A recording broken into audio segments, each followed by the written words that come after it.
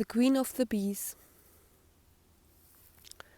It's been over 10 years since I visited a friend on vacation and we had a great time. There were 3 days left when she said she had a board game, a very special one. You couldn't play it with everyone. It would be very deep. It's a kind of psychological or spiritual game, and you can't just play it like a normal game. It takes time. It's not that you roll the dice and follow your path to the goal, and it's not about winning. You get to exactly the fields that are meant for you, and it could hurt because it's a game that seems to know you better than you know yourself. It doesn't have a name, or she couldn't remember the name or that it even had one. Maybe there was something like a symbol. The memory is too long ago. She had played the game before, but then somehow she lost it. It was no longer in her possession. And she didn't know if it was the exact same game that she found years later in an antiquarian bookstore or something alike. She was very happy about it because she wanted to play it again. The lid, however, was missing. It didn't matter to her. It could only have given us more information about a title of the sport game which probably doesn't exist. So it was a very special game with a mystical story. Was it a game that wandered around and chose its own players? Are there more of it? What does it really know about you? A lot of questions came up, which kindled my curiosity all the more. The game consisted of dice, 4 different sets of cards, with tasks or questions on them, game pieces, and a beautifully painted board on which the path from the outside to the inside spirals, and in the middle was the goal. We never reached the goal, even though we spent the last 3 days of my visit almost entirely playing the game. I don't remember the individual stages or what the card said. I know that sometimes it went back a few steps. The idea that we could finish the game and one of us would win I gave up on the second day, when I was fully involved in the game and already a few times took steps backwards. It was more of a trial than a game. On our last morning we played one more round. The last field I came on gave me the card, the Queen of the Bees. There she is, the prettiest, the best, the most loved one. At this very moment I didn't understand anything. You think you want to be the best, but there's always going to be someone better than you. You think you want to be the prettiest, but there will always be someone prettier than you. You want to be the most loved, but no one loves you, because you didn't understand the meaning of the Queen of the Bees. Love starts within you. Nothing will be as perfect in your life as in the Queen of the Bees until you understand her story. I couldn't remember if there was anything written on the card. I just saw her picture and immediately tears streamed down my face. That was very deep for me. I remembered a conversation I had with my friend a few days before, or to another time, or some of the content of it. That beauty wasn't defined in the outside and that I have to go my own way. And that I could be sure of one thing, that I would never be the best. Which that and beauty would just be a matter of perception. Nothing will be as perfect in your life as it is in hers, as long as you want to be better or look better than her, as long as you want to have more than her, or as long as you want to be loved more. As long as you look at her from that angle, you are against her and against love. And it doesn't make you look pretty, no matter what you try. At that point, I knew I had reached my goal. The game was over. Years passed. In all the stations of my life, I had a kind of garden. In other words, in each station, a little more garden was added because I wanted it. By the time I came home from my girlfriend, I was living with my then boyfriend in a small house with everything he wanted and a garden. When we got there, it was May. The garden was in full bloom and exuded incredible fragrance. It was beautiful. The singing in the whole garden was full of flowers. It was just teeming with birds, butterflies, bumblebees and bees. I looked stupid. Such a garden didn't suit me at all. I didn't like flowers, I didn't know about them and couldn't eat them, so I thought. Besides, I didn't know where to put my vegetables, because what was I supposed to do with the many beautiful flowers that I didn't like, but that somehow live?